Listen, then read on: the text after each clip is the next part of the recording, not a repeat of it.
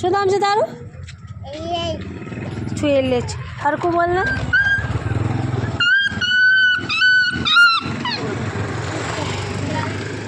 આ ગલુડી તને ગમે? તારું છે? દૂધ પીવડાવે તું આને? સાચું સાચું? આ કૂતરી કરડે નહીં ને તને? એવું હે? એમ તું પપ્પી કરતો હતો ને કાલે, આજે ના કરી?